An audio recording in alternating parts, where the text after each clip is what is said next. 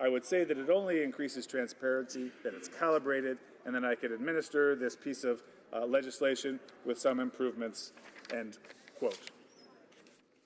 Honourable member will have 4.5 minutes to complete his speech when the House next deals with this subject matter. Statements by members. Déclaration de député. Honorable député de Joliette. Honourable member for Joliette. Mr. Speaker, last Monday, after decades of work, an historic agreement was reached between the Atikamekw Nation and the Government of Quebec. Manawan and Wemoteshi will become the first Indigenous communities in Quebec to establish their own youth protection services. By replacing the provincial authority, this network will allow at-risk youth to remain within their communities. Youth will be accompanied by trusted workers who will respect their culture, and they will do so in a more familiar context. Our party has always encouraged a nation-to-nation relationship, and this initiative is a perfect example of that. By respecting our respective traditions and realities, we can build a common future. Whether we're talking about education, public safety, or youth protection, Aboriginal communities are best placed to understand the public services that they need. Let's hope that this agreement will be the first of many of its kind. Full member for Niagara Centre. Thank you, Mr. Speaker. Mr. Speaker, I rise today to pay tribute to the late May O'Sullivan. May left us in December of last year after 98 wonderful years. A dedicated mother, grandmother, great-grandmother, May was an inspiration to all that knew her. My thoughts and prayers are with May's children, her 14 grandchildren, and 13 great-grandchildren. May, Mr. Speaker, was a pillar of the Niagara Centre community, particularly in the city of Thorold. She was a member of Our Lady of Holy Rosary Church for more than 75 years and a dedicated political volunteer for nearly 80 years. She had a zest for life with like no other, Mr. Speaker, and always succeeded with grit and determination, always with a smile on her face. Many in my community were blessed to have May as a mentor over her many, many years.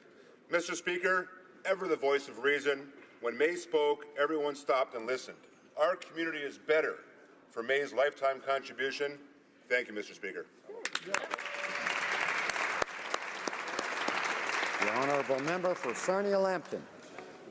Mr. Speaker, on January 11th, the Coast Guard escorted ships on the St. Clair River, and the resulting push on the ice destroyed the Blue Water Ferry border crossing between Sombra, Ontario, and Marine City, Michigan. I immediately raised this urgent issue to the Ministers of Transportation, Infrastructure, Public Safety, and Oceans and Fisheries, and when they couldn't find funding, I escalated it to the Prime Minister's office. Despite having a minister's retreat in London only days before and claiming to serve southwestern Ontario, they have yet to bring aid to reopen this vital border crossing. The Liberals found $2.5 million to keep the ice rink on Parliament Hill open another month, but they could not find that same amount for this emergency. Liberal inaction means that the border will now be closed for 8 months or permanently, killing businesses on both sides of the border.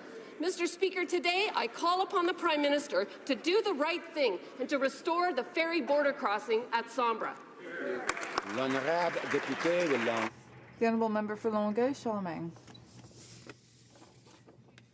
Mr. Speaker, I recently had the chance to visit my colleagues' riding of Lac Saint Louis and to visit the Montreal area facilities of MDA, a proudly Canadian company that employs people nationwide.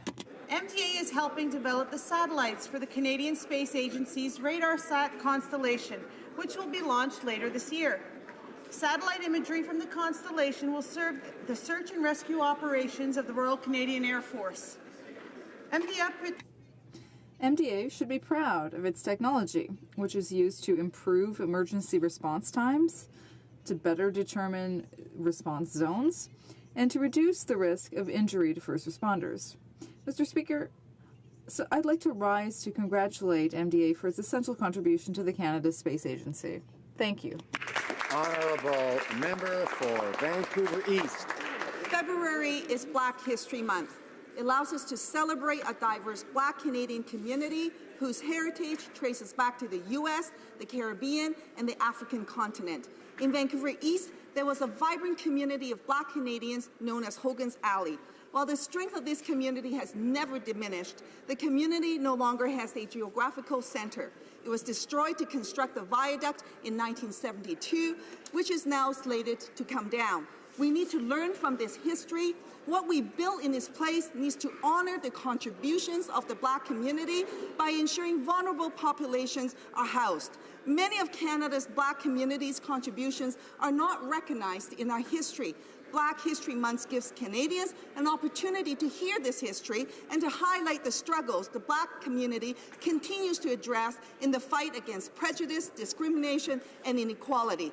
Black Lives Matter. With love and courage, let us continue our efforts to build a more just, equal, and inclusive Canada.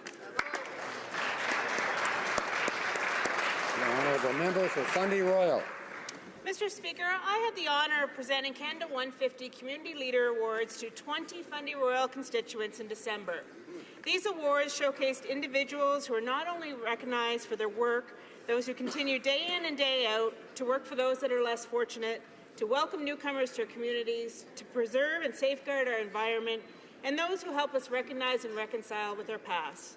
To Darrell Tozer, Scott Costain, John Whitmore, Barry Wanamaker, Andrew Fry, Ida McPherson, Yenna Hurley, Austin Henderson, Zach Vogel, Sarah Aerosmith, Linda Carey, Dustine Rodier, Joan Rutledge, Chrisma Williamson, Ben Whalen, Eric Cunningham, Beverly Franklin, Judy LeBlanc, Miranda Van Geest, and Phyllis Sutherland, I want to say thank you for your service and commitment to our communities. In 2018, let us reflect on how fortunate we are to call this beautiful country home, and remember that being Canadian means supporting each other and opening our hearts to those who need it the most. The honourable member for North Okanagan-Shuswap. Thank you, Mr. Speaker. Excitement is building across the North Okanagan-Shuswap as Vernon's 58th annual Winter Carnival opens and runs through February 11th. This year, Western Canada's biggest Winter Carnival theme is Carnival in Wonderland. Expect to see more than Alice, the Mad Hatter, and the Queen of Hearts at dozens of events around Vernon for the next 10 days. You may even run into Joe Poe and Joe Pett, the Carnival's mime ambassadors. Tonight, a new Queen Silver Star will be crowned, and Saturday, the big marquee parade winds its way through downtown Vernon. Silver Star Mountain will host the Over the Hill Downhill event and a world-class snow sculpture contest. There will be events for everyone, including pancake breakfast, sporting events, dinner theatre, and pub nights, even a grandparent-grandchild dance. But watch out for the carnival cops, because they've been known to nab anyone from politicians to hockey players and lock them up for not wearing their carnival buttons. I thank all of the carnival volunteers and sponsors. Without them, this Winter Wonderland Festival would not be possible. Thank you, Mr. Speaker. The honourable member for Surrey Centre. Mr. Speaker, it's wonderful to be back in the nation's capital, but I'm also grateful for the time I spent in my riding Surrey Centre. Over the holiday season, I hosted many events, but one of my most favorite events was to host a new Canadian citizen party in the most Canadian way possible on an ice rink. During the event, I had the opportunity to speak to many of them. I learned about their diverse backgrounds, how they continue to define what it is to be Canadian. Since October 2015, Surrey Centre has welcomed over 2,000 new citizens. I am excited to see contributions they will continue to make in our schools, business, and industry in Canada. I want to thank all the new citizens for choosing Surrey Centre as their home, and I want to tell them all, I am here for you. Thank you. Honourable member for South Surrey White Rock. Well, thank you, Mr. Speaker. I would like to offer my sincere thanks to the people of South Surrey White Rock for the confidence that they have shown in me and the support that they have given to me. Their consistent passion for our community and our country reminds me clearly of what it means to be Canadian. As I take my seat in this House, I would also thank my elected colleagues on both sides of this House and at local and provincial governments across this great country. You give your energy, effort, and thought to provide perspectives that help us all to better understand what it means to live in relative harmony and in a proudly multicultural and pluralistic country. We are tolerant and uniquely accepting, and our job as elected representatives is not easy. In 1946, Albert Einstein was asked, why is it that when the mind of man has stretched so far as to discover the structure of the atom, that we've been unable to devise the political means to keep the atom from destroying us? And Albert Einstein responded, that is simple, my friend. It is because politics is much more difficult than physics. And Mr. Speaker, I've sadly always found physics to be most difficult. Please be tolerant. Thank you, kind Speaker. The honourable member for Fort McMurray Cold Lake. Mr. Speaker, rural crime in Alberta is on the rise, and our Alberta Conservative Caucus initiated the Alberta Rural Crime Task Force. My colleagues and I held many meetings, roundtables, and public forums to hear community concerns. Many constituents expressed gratitude to the RCMP for doing an amazing job. But the justice system keeps putting career criminals back on the street to continue their illegal activities. While the majority of crimes we see are classic break and entering, we are now seeing such more violent rural crimes. There are stories about terrible beatings, hold-ups at gunpoint, and in some cases, victims are victimized by the same criminal over and over. I heard stories of witnesses' intimidation and the fear of reporting a crime because they know criminals will get virtually no jail time and will be back to continue their harassment. It's time the government takes a strong stance on ensuring career criminals are kept off our streets. Honourable member for Whitby.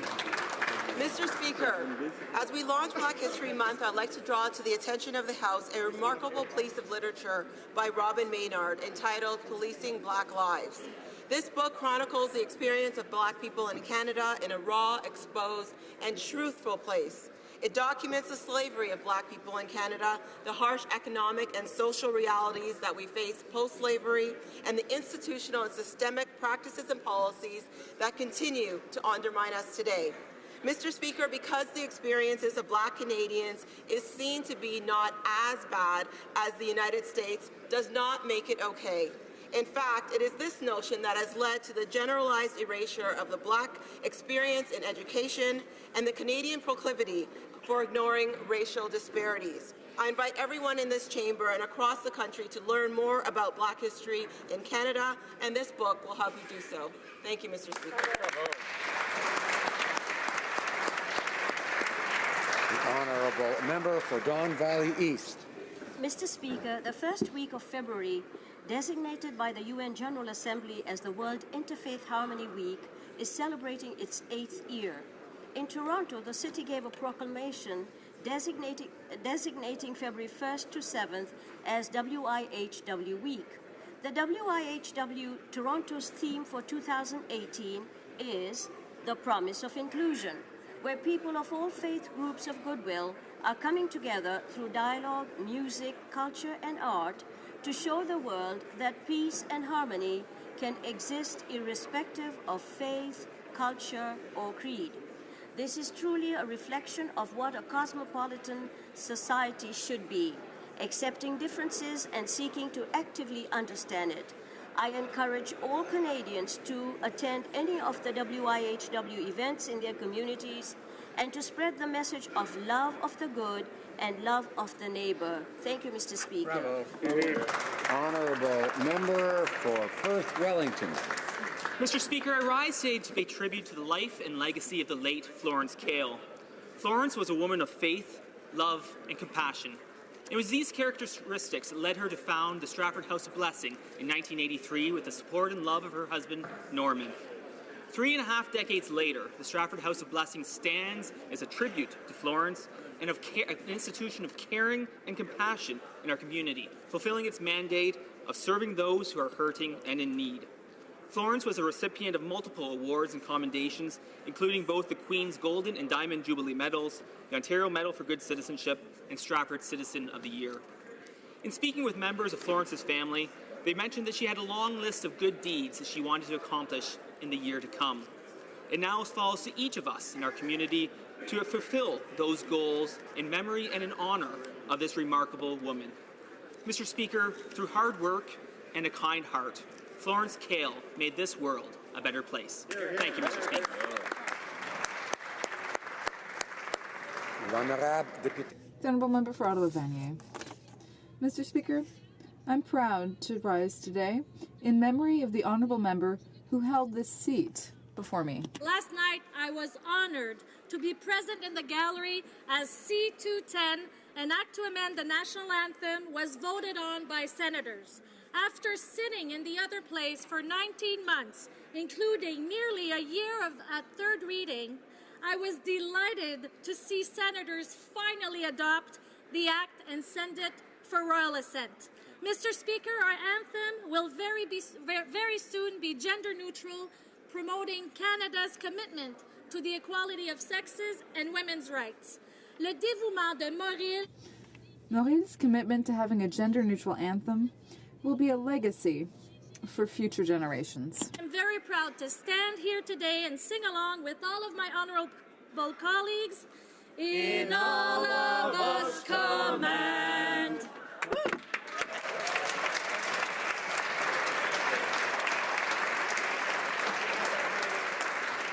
Order.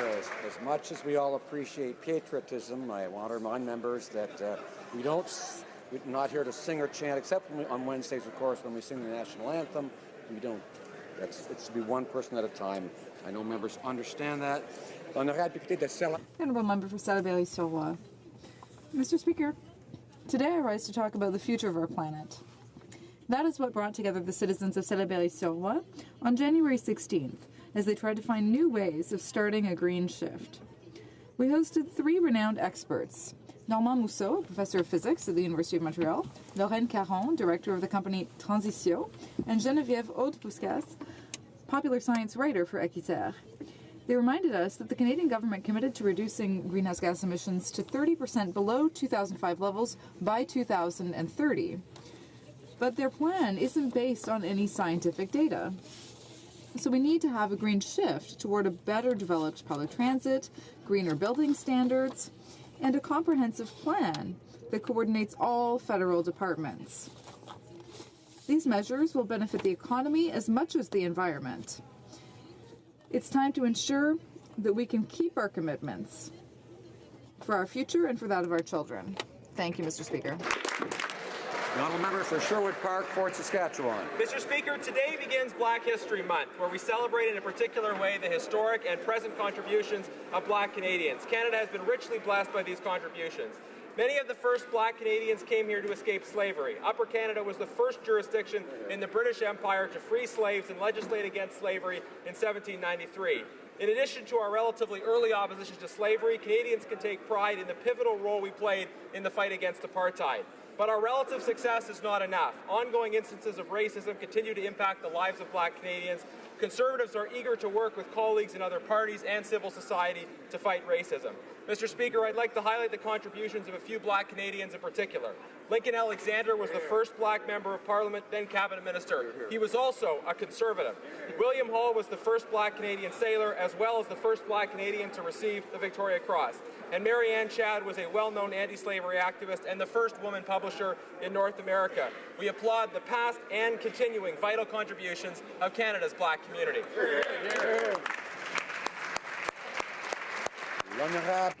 The Honourable Member for Bourassa. Mr. Speaker, 23 years ago, the House of Commons recognized February as Black History Month. I think we should celebrate the differences that make Canada a strong, diverse, inclusive, and proud country. 2018's theme is Black Canadian Women, Stories of Strength, Courage, and Vision. Today, I have the privilege of paying tribute to one of those women. Her name is not in the history books.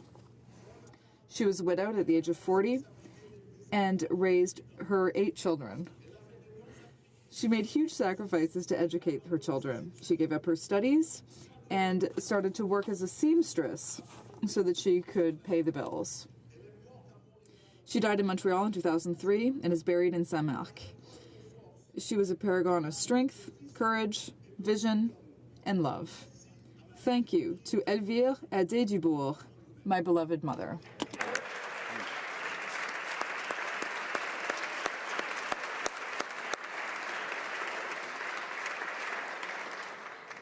Oral questions, questions orales. L'honorable. The Honourable Member for Richmond, Arthabaska.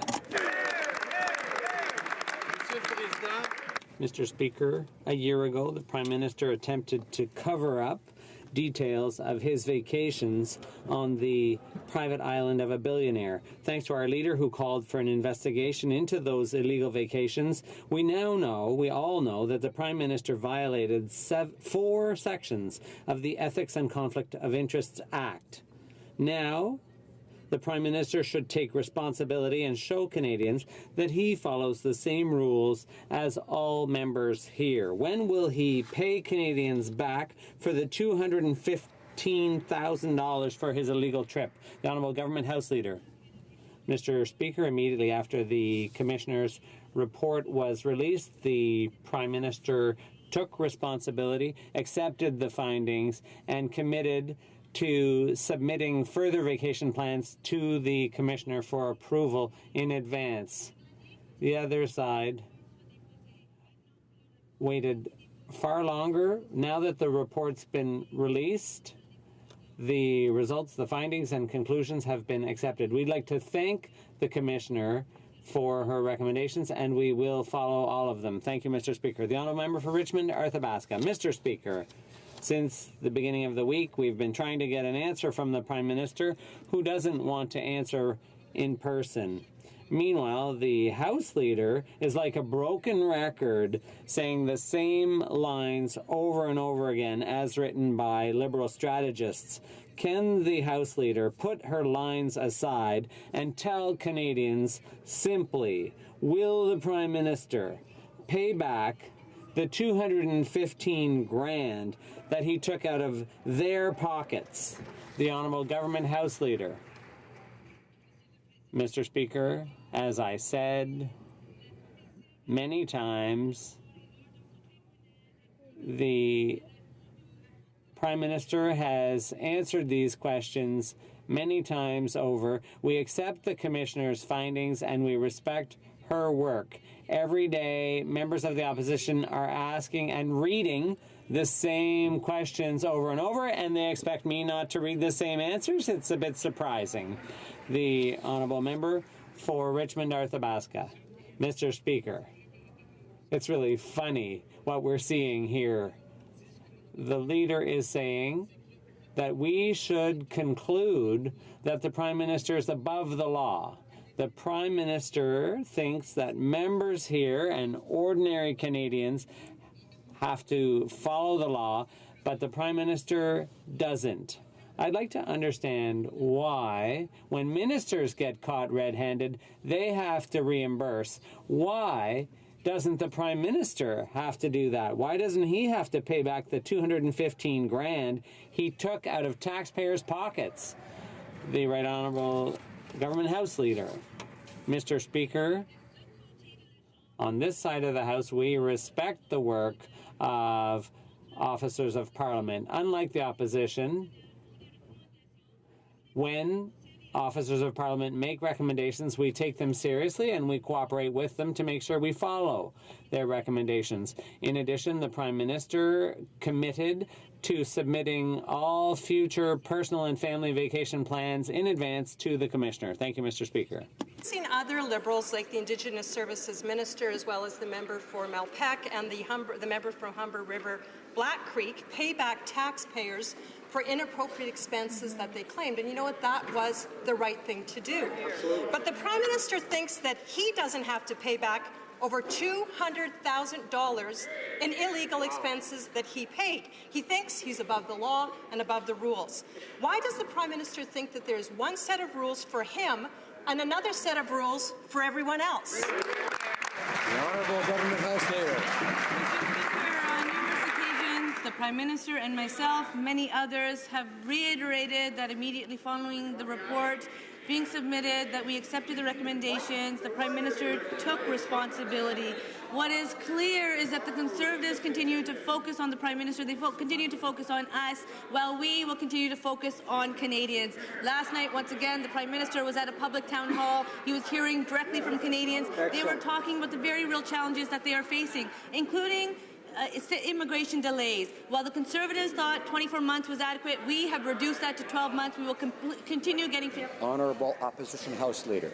We're focused on the Prime Minister because he is the only Prime Minister in the history of Canada to break the Conflict of Interest Act.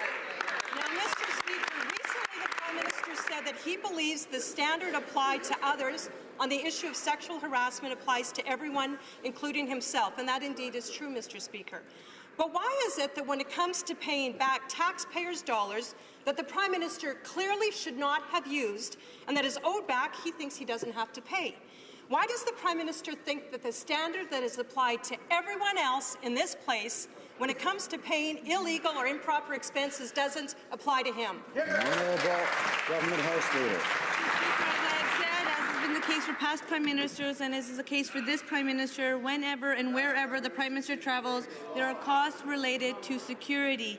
Once the commissioner had submitted the report, the prime minister took responsibility. He accepted the recommendations. It's interesting because the opposition, for weeks, for months, for a year even, were asking for that report to be submitted. Now that it's submitted, they refuse to accept its findings. We respect the work of the commissioner. We respect the work of officers of parliament, and we thank them for their work. We will accept the recommendations. Thank you, Mr. Speaker. Honourable member for Rimouski-Nejet-Témiscouata-Basque. The Panama Papers scandal broke in 2016. And to date, in other countries, the taxman has managed to recover over $500 million from fraudsters identified in the Panama Papers. Spain alone has already recovered $122 million US. In Canada, we won't find out anything until 2020. When it's a small taxpayer, they bring out the big guns. But when it's a big fraudster, they get the kid glove treatment. The minister has a clear choice. When is she going to hold the agency accountable to Canadians? Mr. Speaker, tax evasion is a priority for this government. We are focused on those who are not complying with tax law abroad. 150 taxpayers linked with the Panama Papers have been identified and audited. The rules have been tightened up when it comes to voluntary disclosure. These individuals will have to face the full consequences, those who do not step up and voluntarily disclose. The honourable member for Rimouski-Nejet. Incompetence. The Canada Revenue Agency moves at the snail's pace against fraudsters using offshore tax havens, while the U.S. heavily fines KPMG for facilitating tax evasion. The CRA here gives KPMG a slap on the wrist for the same offense. Half the calls the agency receives go unanswered, and 30% of the information given to the other half is actually wrong. Why is this government rewarding incompetence by giving their executive members $35,000 bonuses? No, Minister of National Revenue.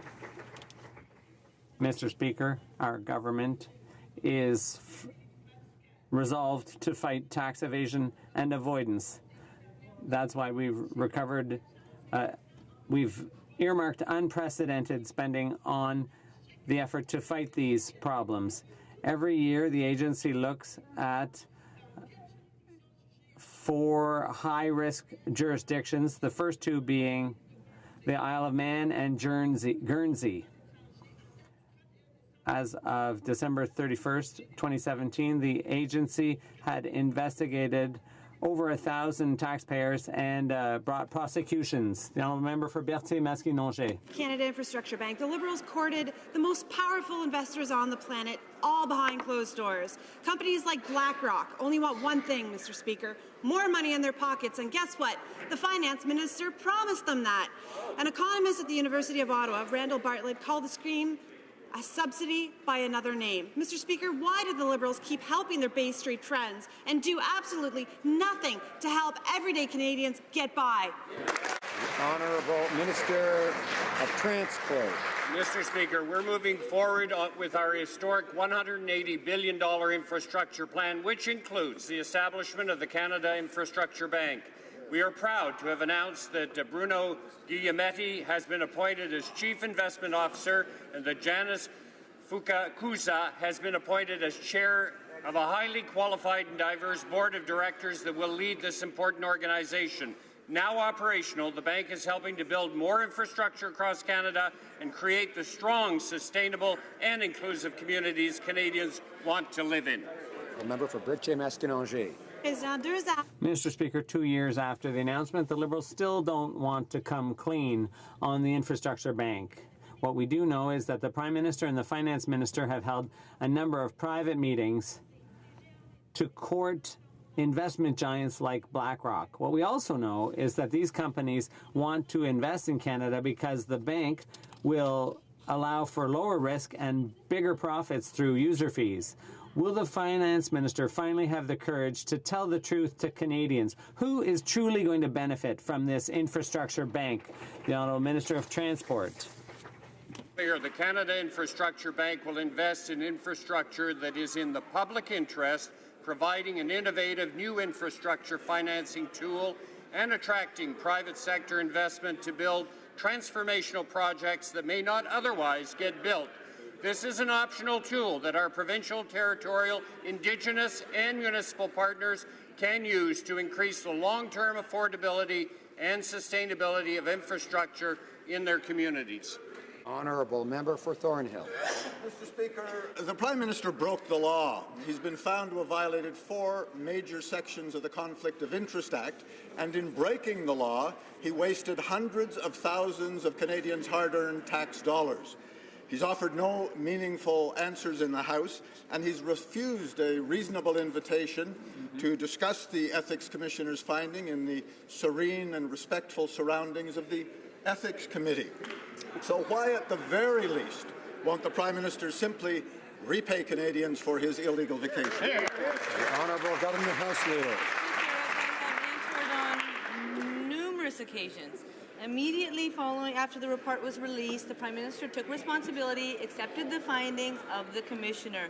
The Prime Minister has taken steps to ensure that all future family vacations are cleared ahead of time. There's a process here. There was a concern. The Commissioner looked at it. The Commissioner offered a report. We have accepted the recommendations. The Prime Minister has accepted responsibility. Thank you, Mr. Speaker. That's excellent. Serene. The Honourable Member for Thornhill. Mr. Speaker, even the British Prime Minister appears before a committee. But, Mr. Speaker, as the Liberal House Leader recites the Prime Minister's empty lines, the message is, case closed, nothing going on here. The PM promises to consult the Ethics Commissioner about future vacations. But there are other important findings in the Commissioner's report. For example, evidence of the PM's bizarre, unethical attitude regarding lobbying. He thinks he can break conflict and lobby laws because he's just relationship building. His interaction is ceremonial. When will the Prime Minister do the right thing?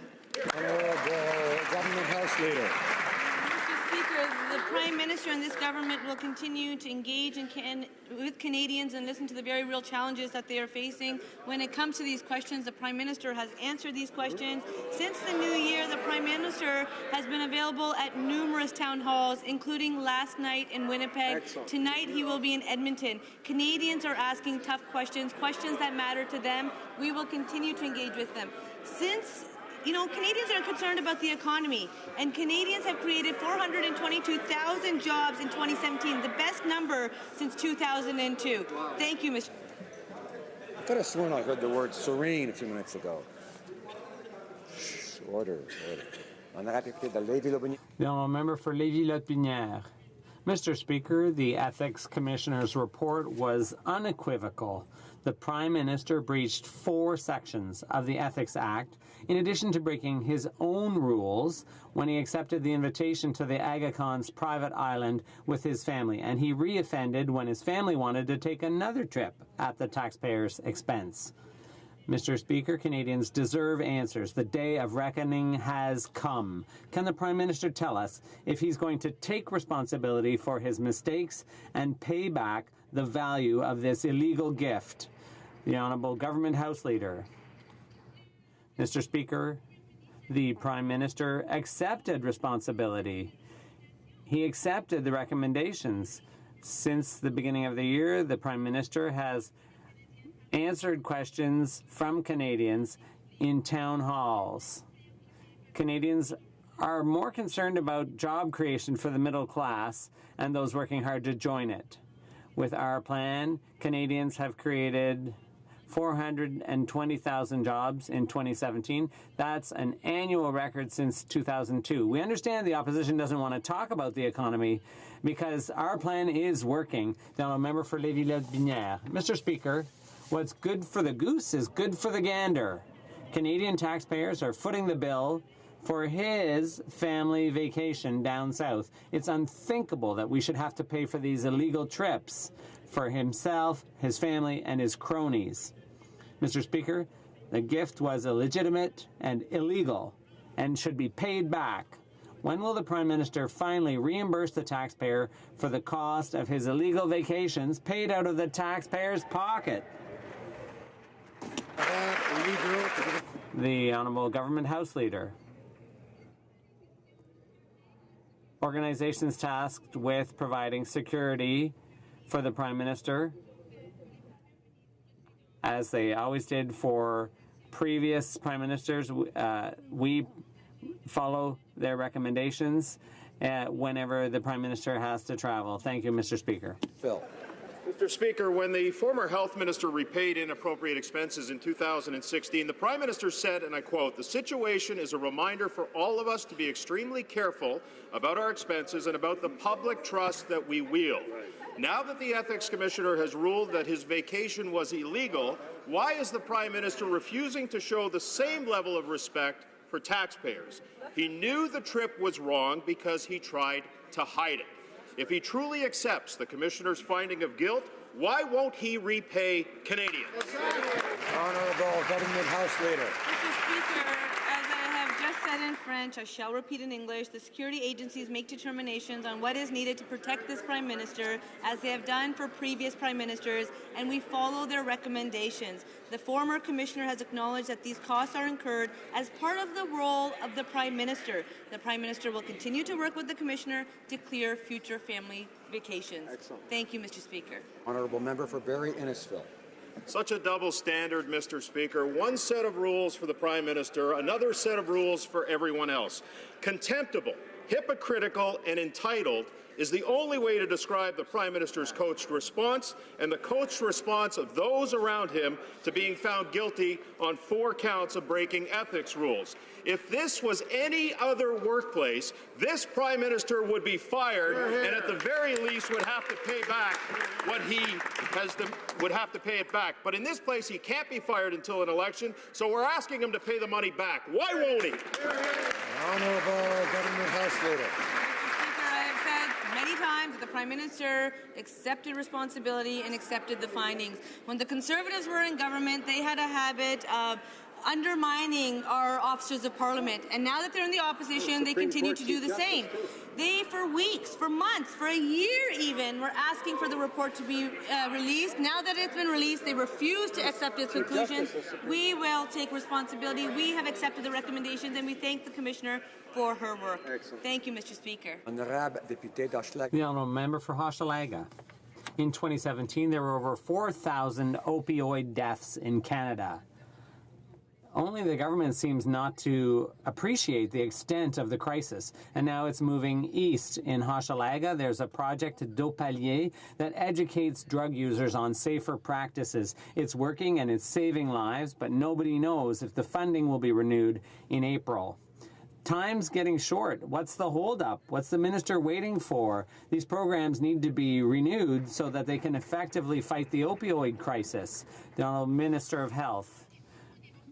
This government is deeply concerned about the aggravation of the opioid crisis in Canada. We are taking action. We're investing heavily, and new legislation and regulations are being expedited. In the future, we will continue to work with the provinces and territories in order to increase access to treatment and bring new approaches to the fight against the use of opioids. Mr. Speaker, we will continue to work with our partners. Thank you. Well, the numbers are in. In 2017, a staggering 4,000 Canadians died from opioid overdoses, an unprecedented 1,400 people in British Columbia alone. But this is not an opioid crisis. It is not an overdose crisis. It is a crisis of social isolation and bad drug policy. Jagmeet Singh has proposed the only real solution treat addiction as a health issue, not a criminal one? When will this government abandon the failed war on drugs and adopt a health-based approach to addiction and drug use? Minister of Health. Thank you very much, Mr. Speaker. Mr. Speaker, we recognize that we are facing a national public health crisis due to an opioid overdose, and our government is treating this as a public health issue and not a criminal matter. We are not looking at decriminalizing or legalizing any other drugs aside from cannabis, as decriminalization would not ensure quality control of drugs, and there would still be the risk of contamination on the streets. By streamlining the application process for supervised consumption sites and giving legal protection for those who seek emergency help during an overdose, we are working towards improving access to treatment and social services for those who need it. Thank you, Mr. Speaker. Honourable Member for Carlton Trail, Eagle Creek. Mr. Speaker, the House Leader just doesn't seem to understand. The Prime Minister has been found guilty of committing an illegal act. He took a gift worth hundreds of thousands of dollars from someone who was at that moment doing business with his government. Doesn't she understand that the Prime Minister broke the law? Good question. No, she doesn't. The Honourable Government House Leader.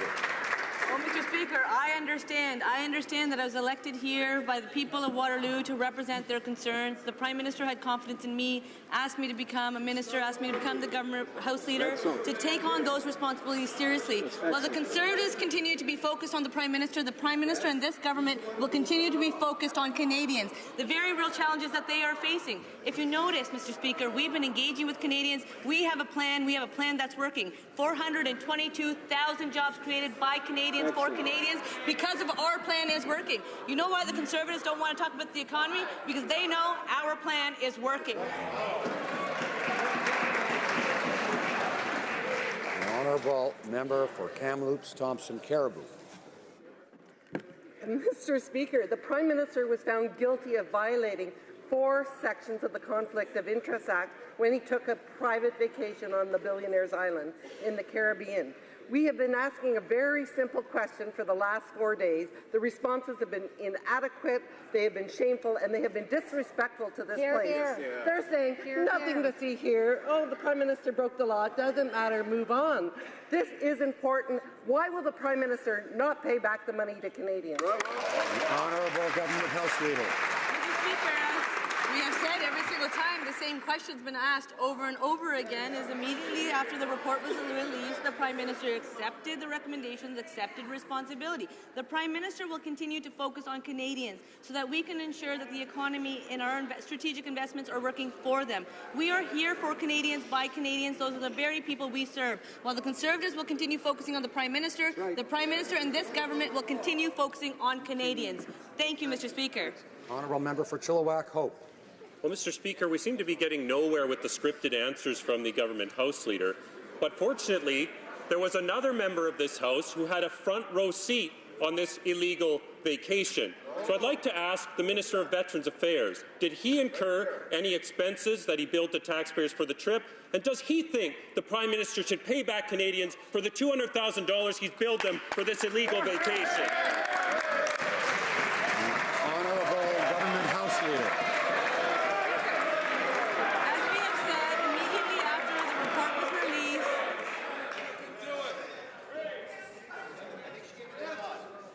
Order. The Honourable Government House Leader has the floor. Thank you, Mr. Speaker. As we have said, immediately after the report was released, the Prime Minister accepted responsibility and he accepted the recommendations. It was the opposition that thought that the Commissioner should investigate. The Commissioner has investigated. She has released her report. We have accepted the recommendations. The Prime Minister has accepted responsibility. Mr. Speaker, while the Conservatives continue to focus on the Prime Minister and this government will continue to focus on Canadians. Thank you, Mr. Speaker. Member for Chilliwack, Hope. Mr. Speaker, the only recommendation was a finding of guilty. And if a Canadian taxpayer files a false expense claim when they file their taxes, and the taxman finds out they've broken the law, they don't get to keep their ill-gotten tax return and just say, sorry, won't do that again. Yeah. They have to pay it back with interest in penalties. Once again, there's one set of rules for the Prime Minister and one set of rules for everyone else. So why won't the Prime Minister finally do the right thing, pay back the ill-gotten gains that he billed to taxpayers, pay the money back? The Honourable Government House Leader. Thank you. Mr. Speaker, as I have said the Prime Minister accepted the recommendations and accepted responsibilities. It's clear that the Conservatives will talk about anything except for the economy. They praise themselves on being stewards of the economy. What they could not do in 10 years, we have been able to accomplish in 2 years, Mr. Speaker. 422,000 jobs created by Canadians for Canadians, the highest number since 2002. We will continue to engage with Canadians. We will continue to respond to the very real challenges they are facing. They know that our plan for the economy is working. Thank you. Order. Let's hear from one at a time. The honourable member for Skeena-Bulkley Valley. You know, Mr. Speaker, most anniversaries we like to celebrate, but today is a day that Liberals are hoping Canadians forget all about, because it was a year ago today that Liberals and their Prime Minister broke a sacred oath to Canadians to make 2015 the last election under first past the post. Yet despite this betrayal, hope is alive in Canada. All opposition parties in Quebec have promised to bring in proportional representation. Prince Edward Islanders voted for it. And in my home province of British Columbia, Premier John Horgan will be campaigning for it in the fall. So if the Liberals want to restore a little faith, help elect more women, and truly make every vote count, will they show just a little bit of contrition, apologize, and get to work on real electoral reform? Honourable Minister of Democratic Institutions. Thank you, Mr. Speaker. When it comes to strengthening our democracy, Canadians want us to focus on what unites us, not on what divides us. We listen to Canadians. They expect us to protect the integrity of our democracy. My job is to strengthen and protect our democratic institutions and ensure they represent the values of Canadians. Through the introduction of Bill C-33 and Bill C-50, we are moving to accomplish that mandate. I know every member of this House shares the deep affection Canadians have for our democracy. Canadians want us to work together on priorities that unite us, and that is where our focus will remain. Thank you, Mr. Speaker. The Honourable Member for Longueuil-Saint-Hubert. Mr. Speaker, after several access to information requests were made, the government finally made public 773 pages of emails between Ottawa and Netflix, 90% of which were redacted. It's as if there's something to hide. In a year-end statement, the Prime Minister dared tell Céline Galipo that it wasn't possible to impose the HST on Netflix, when we know that that's the opposite of the truth, and he knows it. Why does the government persist in misleading the government on the Netflix agreement? Why don't they come clean and simply publish the agreement? The Honourable Minister of Canadian Heritage. Mr. Speaker, today we have good news. We have Netflix doing Quebec production here. Congratulations to Robert Aubert and his team. Finally, this film is going to be seen by over more than 100 countries.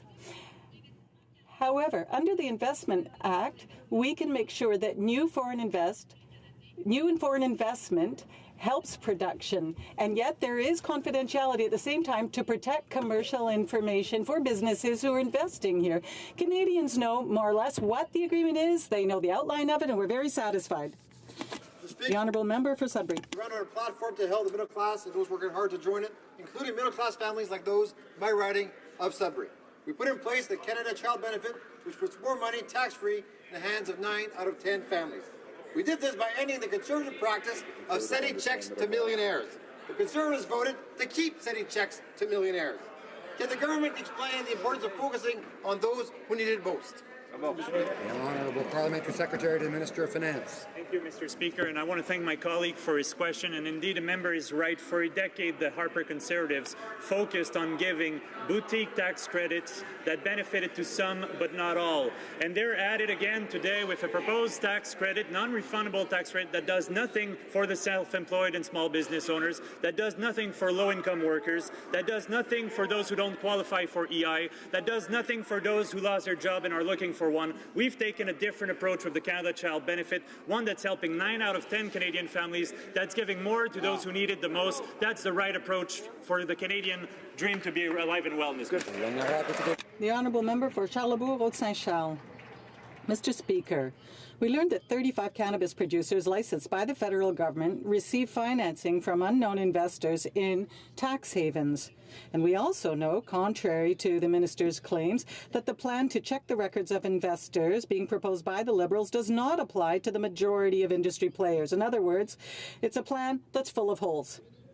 Can the minister assure us that organized crime has not infiltrated the Prime Minister's marijuana program? For public safety. Mr. Speaker, one prime objective of our whole new regime on cannabis is to stop the flow of illegal cash to organized crime. That includes on the selling end of the equation, and it certainly includes on the investor end of the equation.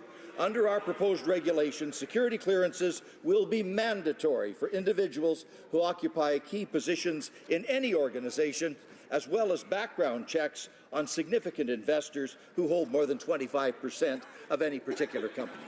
The honourable member for Charlesbourg-Haute-Saint-Charles.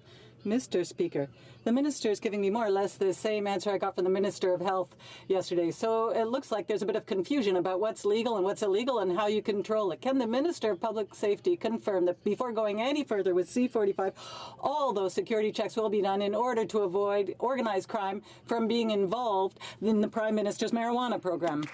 Mr. Speaker, the regulations that will be promulgated under this new legislation will indeed require security clearances. In addition, the Minister of Finance recently reached an agreement with his provincial and territorial counterparts to ensure that we know who owns which corporations, which will help prevent Canadian or international companies from facilitating tax evasion, money laundering, or any other criminal activity. Honourable member for Durham. Mr. Speaker, a state-controlled Chinese company is in the process of taking over one of Canada's largest construction companies. Not only does this raise security concerns in terms of critical infrastructure, but construction companies across the country are raising concern about thousands of job losses. Will the minister commit to conducting a full security review of the sale and extending the period of time for a rigorous net benefit assessment under the Investment Canada Act? Honourable Parliamentary Secretary to the Minister of Economic Development. Mr. Speaker, global companies want to invest in Canada precisely because of our skilled workforce and our strong innovation economy. Our government is open to investment that will grow our economy and will create good middle-class jobs. The Investment Canada Act provides, Mr. Speaker, for a review of significant international investments to ensure that they are of an overall net economic benefit to Canada. And yes, Mr. Speaker, a security review is part of that process. Honourable member for Durham. Mr. Speaker, it is clear under this Liberal government that Canada is open to business to the Chinese Communist Party, Mr. Speaker. The government approved the sale of Norsat without a security review and despite the concerns of our American allies. The Prime Minister's hand-picked ambassador to China recently said that China has more in common with Canada than we do with the United States, Mr. Speaker. When will this government start taking security concerns seriously, and when will they extend the period of time on the Aecon sale to allow Canadian employers to have their say? The Honourable Parliamentary Secretary. Mr. Speaker, the Investment Canada Act provides for a multi-step review in all of these cases, which are reviewed on a case-by-case basis. It's a rigorous process, Mr. Speaker, in which we rely as a government on our national security experts. We believe in them. We have confidence in them. It's interesting that the opposition doesn't seem to have confidence in our national security review people. The honourable member for Drummond. Mr. Speaker, the Federation of Francophone and Acadian Communities gave the government an ultimatum. They're calling for supplementary funding to improve the situation of minority communities. It is time that the Liberals prove that they can do better than pay lip service to official languages. They make promises, but when it's time to deliver the goods, they just slink away. When will this government walk the talk and meet the requests of communities for funding? The Honourable Minister of Canadian Heritage. Mr. Speaker, Francophone and Canadian communities have agreed on 4 points. That there was no reinvestment by the Harper government official languages, that these communities throughout the country need to be supported by the federal government, and third, that we will have a new action plan for official languages, and we've agreed that everything has to be done over the next 18 months. Thank you. James Bay.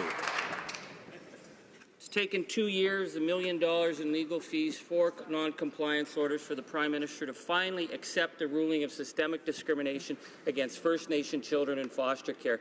And in that time, we have lost so many young people like Tammy Quiche and Courtney Scott and Kanina Sue Turtle. I thank the Minister for pushing Cabinet for compliance, and we will work with her. But we've heard these promises before. She needs to give us the dollar figure. How much have they been ordered to retroactively reimburse, and what will it take to end this shortfall and end this discrimination once and for all? Honourable Minister of Indigenous Services. Mr. Speaker, I thank the honourable member for his question and for his commitment to work with us on this extremely important issue. Our government is firmly committed to addressing the severe overrepresentation of Indigenous children and child welfare in this country.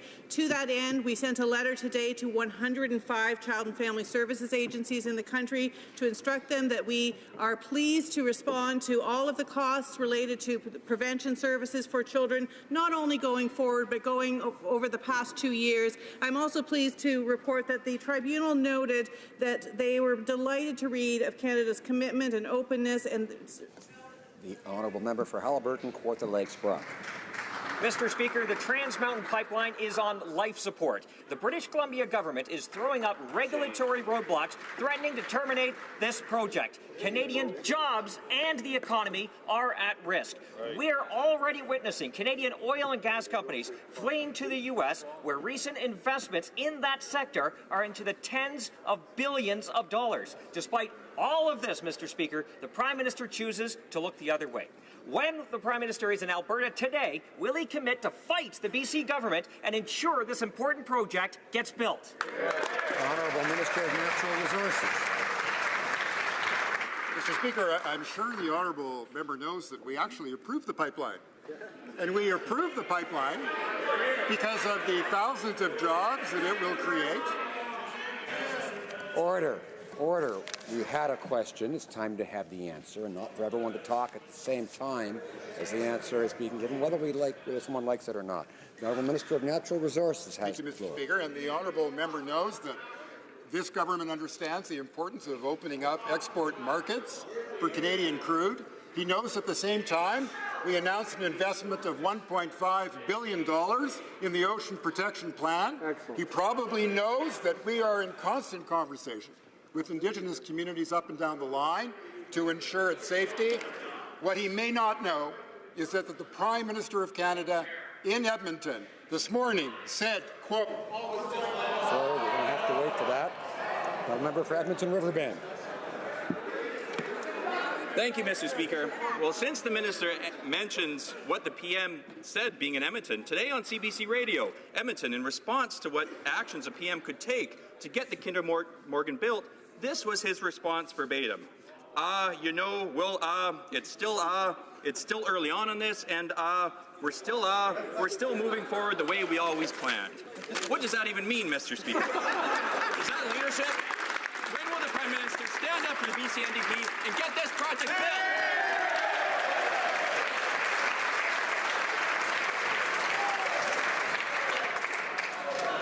The Honourable Minister of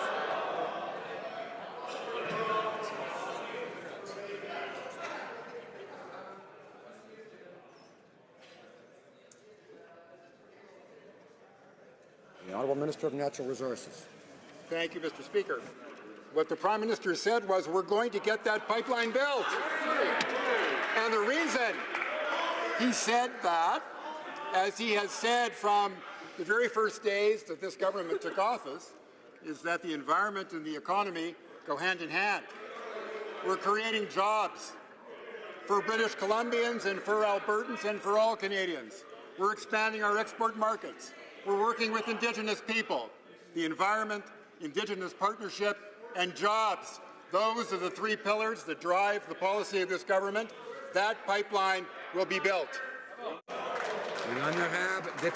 The Honourable Member for Mégantic-L'Érable. Mr. Speaker, The Liberal government is completely unaware of the reality facing Canadian producers. Not only do the producers have to face unpredictable weather, unpredictable markets, now they have to face the Liberals making it up as they go along. They were treated as tax cheats under the tax reforms. They were given a bad modernization program. And for 9 days now, since the TPP was announced, they haven't heard a word. The Conservative government had promised $4 billion. What's the Liberals' plan for dairy, egg, and poultry producers?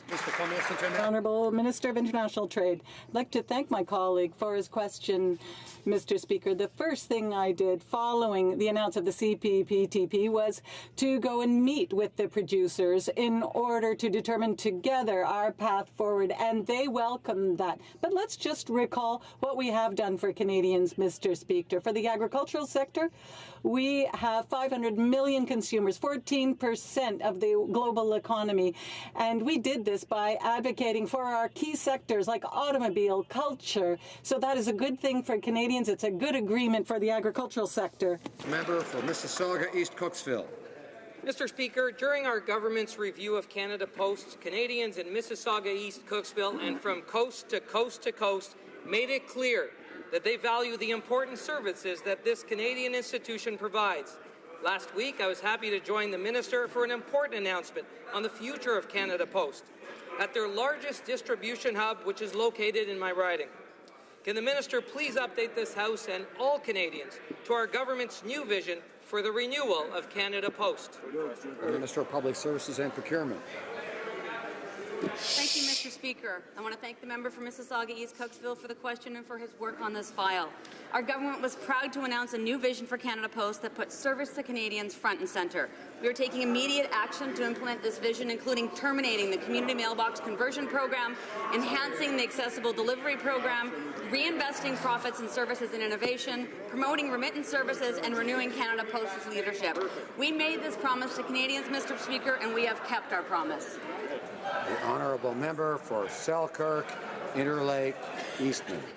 Mr. Speaker, after dedicating his life to the Canadian Armed Forces, Vice Admiral Mark Norman's career has been put on hold for over a year. Shame. The Prime Minister himself approved his suspension and publicly predicted that his case was going to end up in court without offering any explanation at all. But Ontario Judge Kevin Philp wrote that Vice Admiral Norman was carrying out his responsibilities expected of an officer of his rank. Why is the Prime Minister politically interfering in Vice Admiral Norman's case and denying him his right, yes, his right to due process by taking this so long? Honourable Minister of National Defence. As the member very well knows, this issue is under investigation. It would be irresponsible for me to comment on this at this time. Thank you, Mr. Speaker. Honorable Deputy. The Honourable Member for Salaberry-sur-Roi. Mr. Speaker, the citizens of Salaberry-sur-Roi are showing the way to a green economy. They came together to find ways to start a true green shift. The government has a greenhouse gas emissions plan that is not based on any scientific data. Even the Commissioner of the Environment in the OECD say that the government will not manage to bring greenhouse gas levels to 30% below 2005 levels by 2030. When will there be a real plan? When will there be major investments in transit and in ecological infrastructure to build a green economy? The Honourable Minister of the Environment. Thank you, Mr. Speaker. We know that the environment and the economy go hand in hand. The NDP do not understand that you can grow the economy as well as fight climate change. And there are members as well, Conservative members, who don't think climate change is real. We know that we can go forward, we can tackle climate change, and we can also grow the economy at the same time. That's what we have to do to create good jobs. That's what we have to do for our children and our grandchildren. The Honourable Member for Rivière-des-Mille-Îles. Thank you, Mr. Speaker. Last week, the Minister of International Trade announced a free trade agreement with 10 Pacific countries, the CPTPP, the Comprehensive and Progressive Trans-Pacific Partnership. Could the Minister tell us how the Constantin family and other family businesses in Saint-Eustache that produce maple syrup will benefit from the agreement. We put more money in the pockets of producers and help grow our middle class. The Honourable Minister of Agriculture. Thank you, Mr. Speaker. I'd like to thank my colleague for her question. Will open up doors for producers across Quebec and all across the country, whether it's beef, pork, grain, or other world-class maple syrup products. In Japan alone, tariffs of 70.5% on Canadian maple syrup and maple sugar will be eliminated in 3 years. This will create more growth and more opportunity for our maple industry and put more money in the pockets of our producers and help more people join the middle class. Thank you. Honourable Member for Cypress Hills Grasslands. Mr. Speaker, pro-democracy media in China are speculating that Canada's ambassador has suffered a blow to the head. John McCallum bizarrely claimed that we have more in common with Beijing than our democratic allies. The government of China has absolutely no regard for human rights. Don't the Liberals know that human rights defenders, lawyers, and activists are routinely arrested and tortured, that Christian churches are being demolished, Uyghur Muslims are being viciously oppressed, and dissidents' organs are being harvested? Can the Prime Minister explain which of these policies he and his ambassador have in common with the Chinese government? Honourable Parliamentary Secretary to the Minister of Foreign Affairs.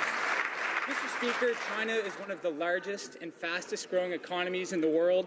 Not engaging with that market would simply be unrealistic. However, we always do so standing up for Canadian values. That's because the promotion and protection of human rights is a core element of all of our engagement, domestic and foreign. We never have and we never will hesitate to raise human rights concerns with our Chinese counterparts. We do that at every opportunity, anytime there's a human rights concern that Canada has in the world. The Honourable Member for Joliette. Mr. Speaker, let's try and follow the logic, because there's someone who smoked some pretty good stuff when they wrote the cannabis bill. The Liberals are saying that it's true that tax havens may be the ones financing the pot industry. And they say that it's the Financial Markets Authority that makes sure that organized crime is not benefiting. But the problem is that the FMA doesn't know who the tax haven investors are. The Liberals are perfectly aware of this. Will the government delay implementation of this bill in order to make sure that organized crime and Liberal friends aren't the ones profiting? The Honourable Minister of Public Safety.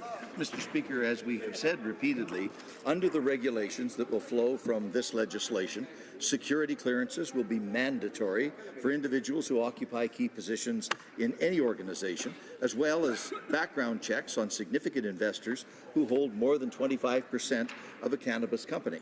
In addition, the Minister of Finance and his provincial counterparts have come to an agreement to demonstrate how we will all know what corporations are owned by whom. The Honourable Member for Joliette. Thank you, Mr. Speaker. Can the Minister assure that the dirty money coming from Cayman Islands will be investigated and that the government will make sure that it's not organized crime behind this? Because based on his answer, that's what I seem to understand. So I'd like him to confirm that. Thank you. For Public Safety. Speaker, our concern with respect to organized crime has been a motivating factor behind this legislation from the very beginning. We want to stop the flow of illegal cash to crime organizations, and we certainly want to make sure that none of that cash is invested in Canadian cannabis operations. I would like to draw to the attention of honourable members the presence in the gallery of the Honourable Paul Quassa, Premier of Nunavut.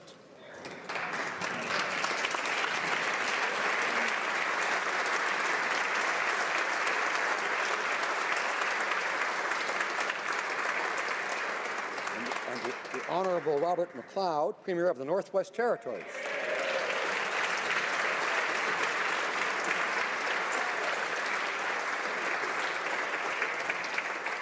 I would also like to draw to the attention of honourable members the presence in the gallery of the winners of the Arctic Inspiration Prize.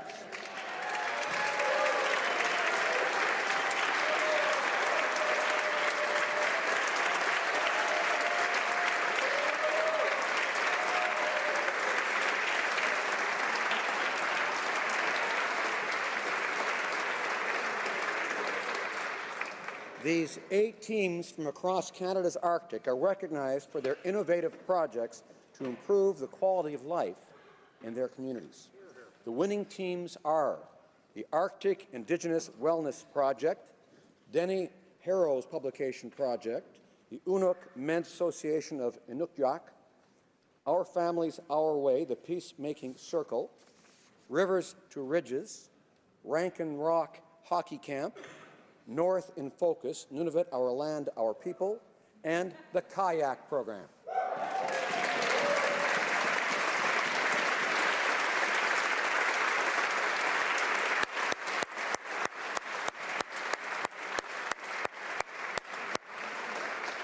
And now I believe the official opposition House Leader has the usual Thursday question. Thank you, Mr. Speaker. Well, it's our first week back after the Christmas break, and the government House Leader has been on her feet a lot, answering a lot of questions this week. Not really answering them, but I have faith. I have a lot of faith, Mr. Speaker, that it's about to change right now. So I do want to ask the government House Leader if she could please share with us what business the government has for the rest of today and for next week. Thank you, Mr. Speaker. The Honourable Government House Leader. Thank you, Mr. Speaker, and I would like to thank the Leader of the Opposition House Leader for her good work this week, as well as welcoming a third new House Leader to the team. This afternoon we will continue debate on Bill C-50, political financing, at report stage. We will return to this debate tomorrow, also next week on Monday and Wednesday. Monsieur le Président, j'aimerais informer la Chambre. Mr. Speaker, I'd like to inform the House that Tuesday and Thursday next will be opposition days. Of the day. Government orders, government bills.